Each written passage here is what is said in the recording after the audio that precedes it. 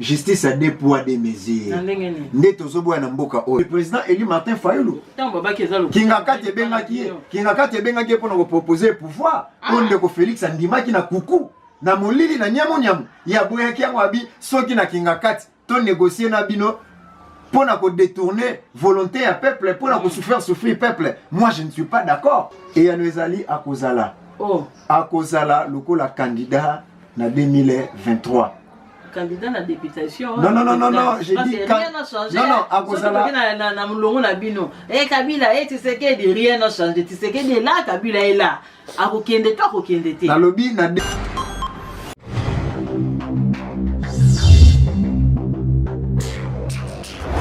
Landia magazine Image en Congo Mag boza ebele na ngongo ya Olanda biso eza bongo ngana biso ya invité ya magazine lokwa mokola lelo bongo ipa mwana mboka Michel Baseya Yanfu ye azali moko ya bana ya SID oeza kokamba na président Martin Fayulu et pas na ene ko zoe ko sola mo ba actualité za mo mingi ozo senga vraiment biyalo o pe ko utana ngamu na ye mo mboka mbote na yo mbote mama Yvonne. En tout cas, biso to bengi yo wa Michel Baseya na yebite na mwa mulai kombo no pa yango wana to to bebisi. Kombo ezali mwana mboka Michel Baseya Yanfu. En tout cas, moko ya SID o ya président Martin Fayulu. Oui. Boni santé ya SID. Santé ya SID pepele. Ndenge bozo remarqué yango bino mona bilili mikolo yo. SID eza na ligne droite na ye na cadre toujours ya résistance. Chaque fois que nous toujours continuer à travers l'action, l'activité, toujours. Bon, toutefois, c'est créer l'information même là où il n'y en a pas. SID à créer à Kaka. Non. Donc, SID est en forme et en bonne santé, toujours dans le combat, il y a résistance. Voilà. Merci beaucoup parce que là moko ya SID ndeto tuni mo amituna wana mais que tala kolongola mambo ya SID ozape na oya yo moko Dipek na mo la kana triko ya mboto lo wana soni Dipek ezali structure spécialisée na kati ya parti politique to bengi SID. Dipek elikoloba dynamique pour le progrès de l'SID. OK. Une structure spécialisée et kelami na mwana mboka Michel Baseya Yanfu.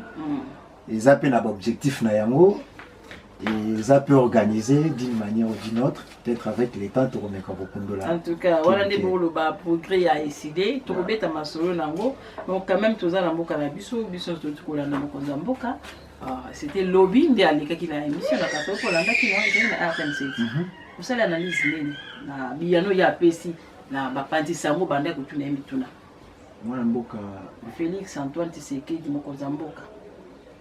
Bon, ce qui est vrai, Nalandi Ndeko Félix Tshisekedi, le quoi tu à chaque fois, tu as un mboka monene au Tobengi Congo, et ezali na ba peuple au baza mayele, ba peuple au baza toujours na katia souffrance depuis bataille belé, mais pas si mingi koyoka mwana mboka Félix, pour continuer koloba même les kambo o ya mesana koloba.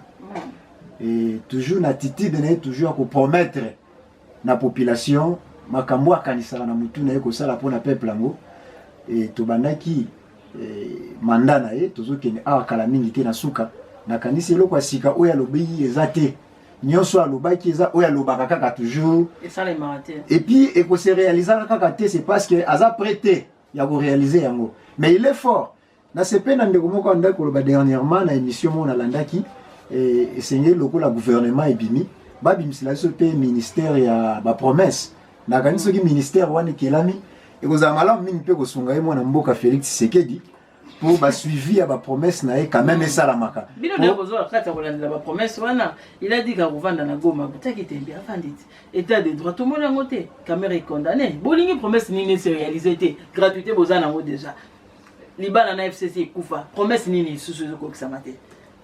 Maman Yvonne, nakanti Congolais azo baté Congolais azo baté.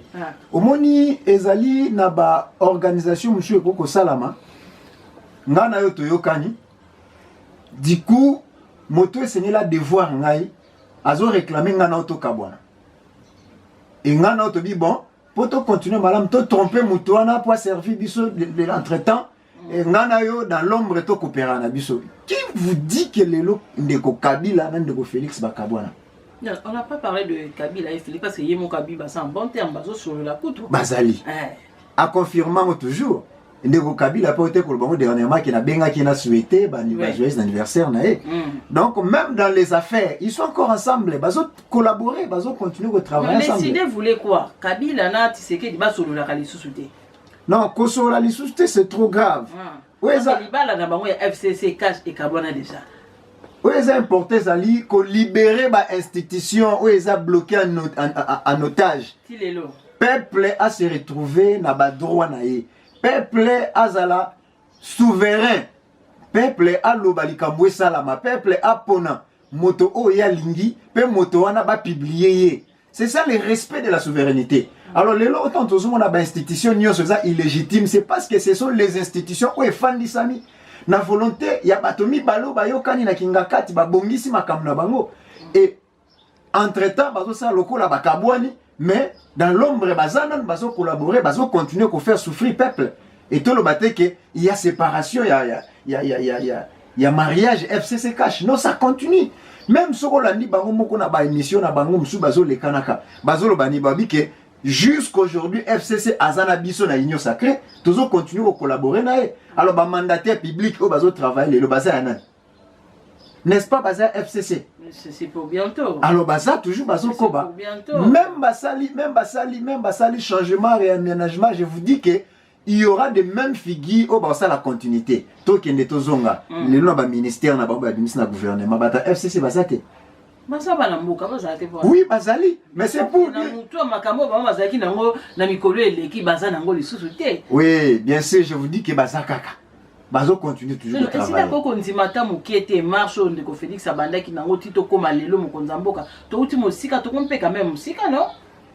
Et si dès à Kosepela, makasi mingi pa kobeta maboko, ceux qui peuple abîmi la souffrance. Ceux qui les lots, au titre de calamité à état de droit, na c'est qui? Tikana biso maman Yvonne. Oui, bien que na mboka na biso tozo vivre ba scénario avec moi na mboka Félix Tshisekedi. Ba peuple congolais kanisa ki ceux qui ndeko Félix ndenga le kana ki wana bien que azala ki nommé que peuple quand même a besoin moi soulagement et vie sociale et kobonga. Batu bako vivre bien, mais tout le monde banane de Félix a un pouvoir.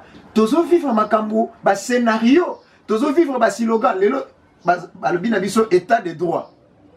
Tout le monde état de droit, la bonne gouvernance. Ba le monde la bonne gouvernance, bazo banabiso lelo oh gratuité de l'enseignement. Et na discours na ya Kalamini Taouti lo bana RTN Salobi, à bientôt tozo travailler pour la gratuité de la santé. La santé oui. Tikana zongi somo mukesi maman Yvonne. État de droit, ce n'est qu'un simple slogan. Un simple slogan. Ceux qui sont au état de droit, n'ont pensé Zalaki. Le quoi la paix à son âme, papa Etienne Tshisekedi, ou Amulumba les Sphinx.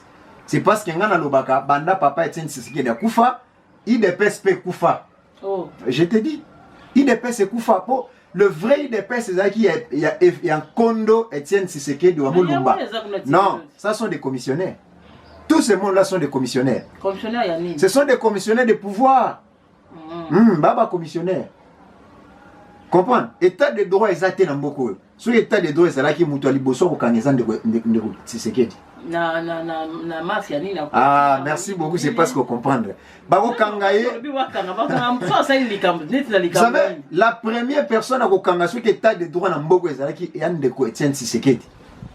Il y a un commun Ndeko Tshisekedi. Papa Etienne T. Ndeko Tshisekedi. Yende mutuali boso okanga. Pourquoi? Tolobela likambo etali le programme 100 jours. Le programme 100 jours qui a coûté na mboka na biso 450 millions de dollars. Les 450 millions de dollars, oyo ka bosunga ba imboka ba lia ba mela balala malam balata kitoko. Baza na ba conditions de vie malam, vie sociale et bonga. Mais mbongo o eleki na ba poche bato. Mbongo eleki na ba poche bato. Bangwana basa condamné les loto lobake oui musale salami. Les caméra 13 ans ya prison papa. Victime expiatoire na bango ezalaki ndeko kamere, c'est parce que balinga ba sacrifier.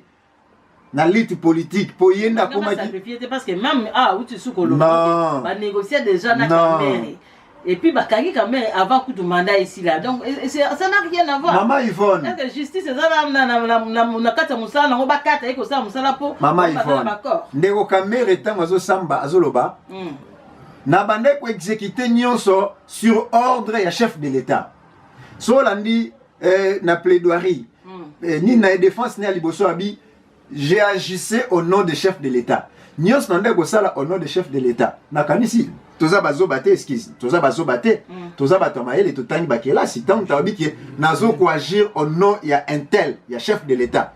Cela voudrait dire quoi? Et Moutouazaki n'a contrôle total si le projet s'en joue c'est Messi Tshisekedi. Alors ceux qui état de droit ezaki na mboko Moutoual bosso sengela ki justice interpellé et aki Messi Tshisekedi. Alors pourquoi justice interpellée était? Justice a des poids des mesures. Netozobo na mboka oyo. Le loto qui netozonga état de droit, on a lobby c'est un simple slogan. Affaire 15 millions de dollars. Batuni yo chef de l'état ozolobake ezaki rétro commission. Na mboka nini oyo état de droit eza oyo bakambio baza sérieux bazali bogolobake rétro commission 15 millions de dollars. Il y a pas paisible citoyen congolais au bazo souffrir les lots. Maman Yvonne. Maman Yvonne. Abane pour agir au nom des chefs de l'État. Et puis ce komuni ngai na otoza ba associé yo sali kamanga na ngo défendre ce que ngana ebi. Ngana otolia ki ensemble. Omoni les loto qui etozonga ce qui était de droit na mboko ezalaki gestion ya frais ya Covid-19. Ndenge ezalaki gérer information ya malonga ezalaki te Maman Yvonne même IGF wana bango moko batali boso esengeli bakangama po bakangi bango kala mingi ta maboko na libenga ya kesi ya l'état bango ndefo bakanga bango na bango IGF fo bakanga bango c'est parce que bango mo baza na kati ya nyamu donc bino bomuna ka mabe esida zo mona ka ya mabe esida zo mona loko akumisa te na mboko depuis mboko mokonza zo bokonzi tika na ya nolona mutuna o tona obike régime oyo eko présenter biso to bengi ba slogan na uti ko tangelo ba slogan na bango gratuité de l'enseignement état de droit tango zo ba beba mama bazo kamo ba tuni papa uti wapi biso ko tonga suko ka makamo wana te ba mama ba tangisa bana ofele na sepeli mingi tango bana ba ko tango ofele kasi na condition ya malamu même ça ba condition malamu mama il faut oyebi que gratuité de l'enseignement oyo tozo lobela lelo oyo il faut biso ba parents.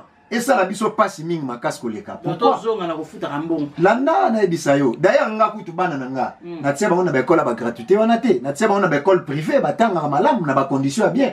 Pourquoi? C'est parce que gratuité oyo e ko bebi sa qualité ya malamu ya enseignement. Vous pouvez remarquer bana biso ba ndeko tanga na ba école bazo futa ba mbongo wa qualité enseignement zaki malamu. Nazo ka passe na mutema lelo o na mona mboka nanga.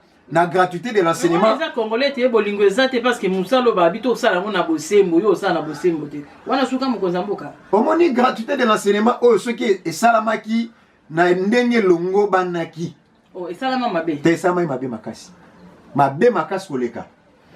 Eteni ya liboso. Ya mona ngina loi oyo ya gratuité. Zelana ke na lomba mama Yvonne. Loi ya gratuité ndeko Félix ay kokuta yango.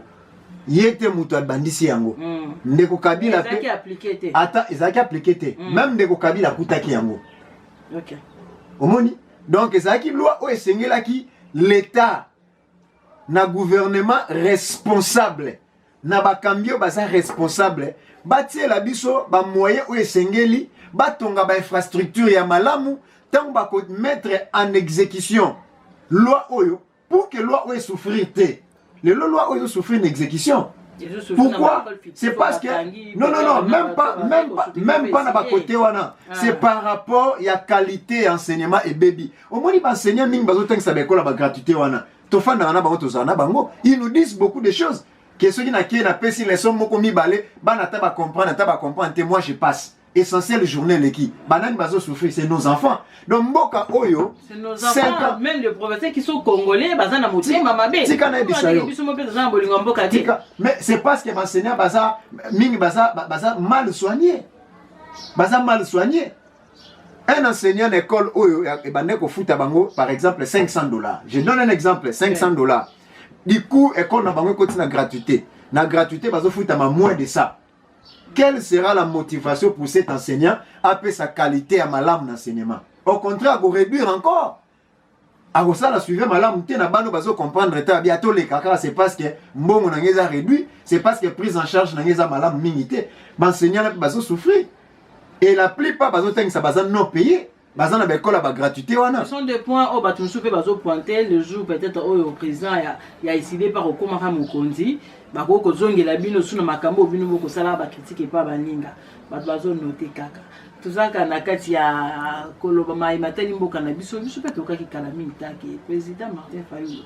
Akutana ki na denga nkukuna président Joseph Kabila. Oya nolayo na lombango pe na mokuse eza lokuta monene. Lokuta monene oyo euti wapi? Euti na laboratoire ya bandeko ya IDPS. Oh. Tika na ya nolao mama Yvonne. Lokuta monene bino tubosali communication. Nga naza munganga, naza docteur, nasali communication te kasi lokola docteur aza obligé pe quelque part kundolaka. Banzabi ya ba beteni ebele. Ouais. Et sengela ki pena yebisa bana mboka ete na bato basali communication ba yebi malamba lobaka ete tamu information ya makasi eza na ino na terrain esengeli na bangunia oyo information ezo beta bango bakela information ya mibale ya sika oyo koya pour que et atténuer force ya information ya liboso ba bazana information makasi nini bakoluka ba tala information ya liboso oyo esengeli bana mboka bayeba malamu ici déjà makamna est pour neza ya kubunga le président Eli Martin Fayulu na webisa yo akoki ata mokete akota lelo o na nyamu na boyoka nende ko Kabila pona koluka nini poisenga nini maza opposant bango nyonso Kabila sa za na ngamba Kabila za opposant te mama Kabila za opposant te Kabila nende ko Félix bazana imperium bazana pouvoir bazokamba ndeko Kabila za na batami na kuku ndeko Félix abimi na mpoisa pona kokamba mboka je vous dis bazokamba ensemble bazokamba ensemble ndeko Fayulu akoki ata mokete kokenda kenga kati aluka ndeko pekisa yeto yemoko non seulement SID pekisa mais esengeli to yeba biso so etendeko mwana mboka le commandant du peuple le président Eli Martin Fayulu c'est un homme de valeur. C'est un homme de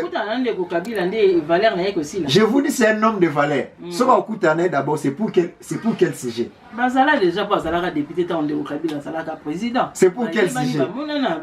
Il n'y a pas sujet. So il y a une sujet moko songolo pour na kopesa peuple. Il a sujet na ngongo Etienne Tikondo Etienne Tshisekedi d'abord ya ba sujet tant président Kabila Zaki na boko. A sujet ke bosuko so bakuta ni kosani. Na kopesa yo ya no mutina likambo tuko soulever. Ya yambo na webisa yo le commandant du peuple, le président Eli Martin Fayulu, a beaucoup de lelo na ndeko Kabila pour un dossier nini. Pour lelo, oh biso to na pour ça peuple a sepela. Que la vie sociale est à la malam. Ceux qui ont raison, je peux dire d'accord. Mais ceux qui ont raison, en tout cas, je ne crois pas. C'est parce que le président Eli, c'est un homme de valeur. Lui ne peut pas mettre en exergue, ne peut pas plutôt favoriser les antivaleurs.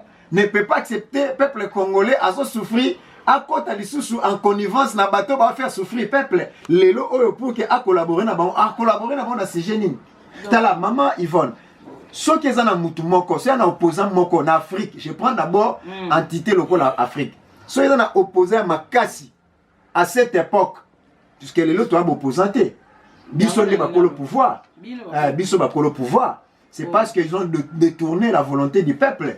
Bissoni toa na pouvoir, le président Eli c'est le président Martin Fayulu. Voilà, c'est pourquoi les autres ont la résistance, ils ont résisté ensemble dans le peuple pendant autant que le peuple est en train de réclamer sa souveraineté derrière le président Eli. Oh, ça le commandant du peuple. Tikana ebisayo, tikana ebisayo mama. Tikana ebisayo, tikana ebisayo. Omoni peuple lo à comprendre. Peuple a sa naïveté, donc la peuple lo bako manipuler na singlé na polo, bako manipuler peuple a sa naïveté. Le président Eli Martin Fayulu a koki ko négocier le lo na kingakati te. Le seul et l'unique politicien a jeté éponge, a tapis rouge pour négocier contre le peuple. c'est le président élu Martin Fayulu.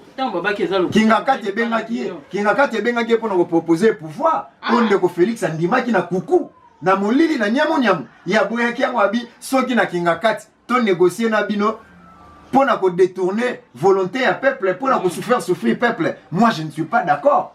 Alors lelo oyoyo Kabila pouvoir oya apesa ki na ndeko Félix oye sengela ki a négocier na peli mais président Eli aboyaki yango lelo on a Kingakati ki négocier ni les mêmes populations on a ba ngwana nde ba voter ki président Félix Tshisekedi ndi tozoloba surtout que kozonga na cadre oyo zolobela wana total 2023 président Martin Fayulu akokende susu akokende te il faut le malamu to rectifier le ko koloba kaka peuple oyo votaki ndeko mwana mboka Félix te a votaki le président Eli Martin Fayulu. Il faut que le bande bongo. Peuple, peuple exprime. Non. Oh, peuple azoloba. Peuple azoloba. Peuple a voté qui mutumi batumi balete. Peuple a voté qui mutumoko. C'est le président Eli Martin Fayulu. C'est lui le choix du peuple. 2023. Président Martin Fayulu a causé na mulongo to a causé la te. Et Anouezali a causé la. A causé la lokola candidat na 2023. Candidat à députation. Non, j'ai dit rien n'a changé. Non, à cause de na mulongo na bino. Kabila Tshisekedi rien n'a changé. Tshisekedi est là, Kabila est là. Akokende to akokende te. Na lobby na 2023, le président Eli Martin Fayulu a cause la candidat na présidence. Bon, batumi ba comprendre rappel élément on a té. Donc on lobeli yango tikana soulever maman Yvonne. Vérité des urnes et ça slogan te loko la gratuité de l'enseignement. Vérité des urnes ezali slogan te lokola état de droit ou eza coquille vide. Vérité des urnes ezali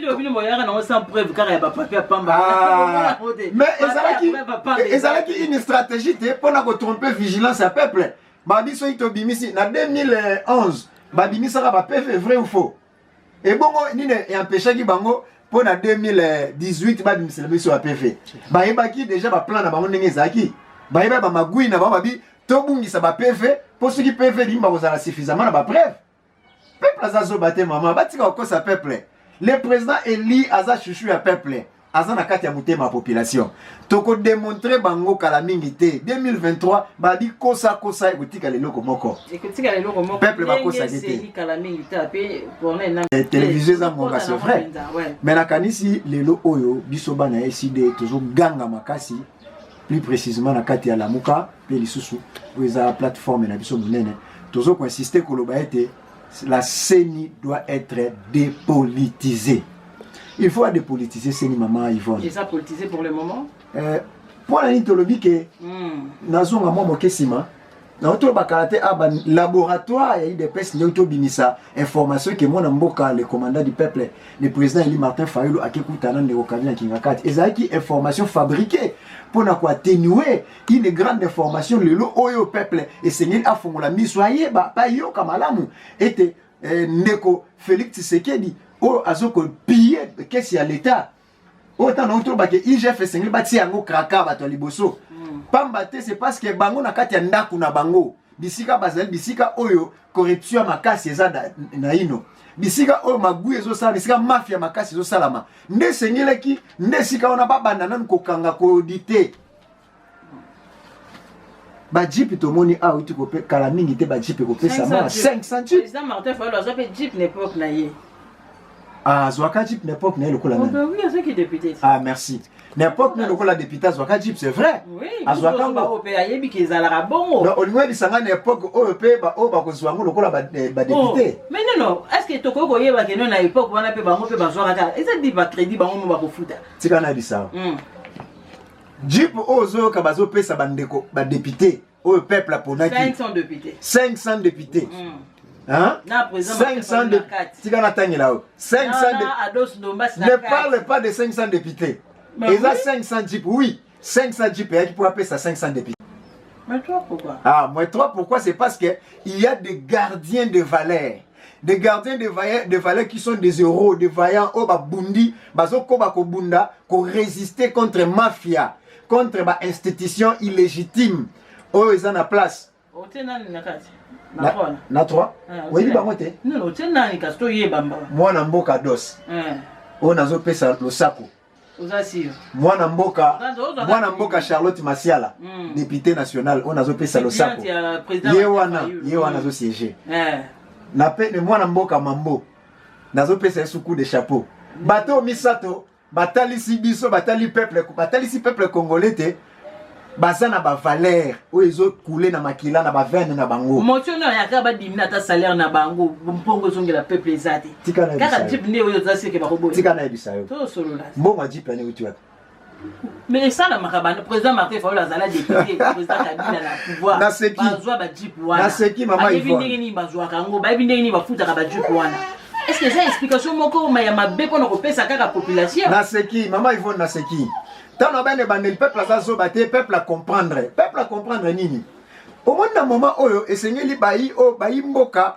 bafungula matoyi bafungula misu batala malam affaire du oyo ezali un cadeau na billet ya corruption c'est parce que non bon SID lelo oyo il y a une grande différence bien sûr c'est parce que SID lelo ils ont occupé une place considérable une place importante dans la société na biso par rapport à la partie monsieur zo exister to yaki na ba partie belé na mboka na biso to ka kotanga na misapi mais lelo oyo SID so des ali parmi ba partie za compter na botanga ngo parmi ba grand parti politique lelo non toza na TV nazo kwa simer ba propos na nga oui toza na TV muta wa contredire nga lelo azate c'est pas si possible mais faut parler de la muka non même pas tika na bisayo OK na parlement soki 3 personnes na pamba ba bungi bino mama tika na bisayo dipek o ezali stricti spécialisé na kati ya parti rien que na dipek apamba toza na possibilité déjà ya installer ba pool peut installer dipek local d'extension ebelé. Je te parle d'abord de dipek en termes d'installation. Dipek a installé na niveau Lukunga. Na niveau Lukunga, si vous cherchez dipek, vous retrouvez on a monga fula dipek eza, na ngaliema dipek eza et surtout la plupart ba pool installé na ngaliema tozali na quartier Congo, toza na quartier Kinkenda 1, Kinkenda 2, toza na Lonzo 1, Lonzo 2. Tozali na Lubudi 1, Lubudi 2, tozali na niveau ya Lingwala, tozali na niveau ya Funa, na Kinshasa, il y a une grande partie ya Bisika au Dipek qui s'est installé. Oui, d'ailleurs, tozali na phase où il y a adhésion massive na kati ya partie SID, c'est parce que to marié ango na renouvellement ba nouvelle carte na biso. OK. Ce qui y a de nouvelles cartes où il maquisa semi biométrique au SID azo offrir na ba ancien membre naie et à cette occasion la structure spécialisée d'IPEC a besoin de profiter pour que beta mela na ba pool na ye na ba membre ya sika ba ko adhérer et au même moment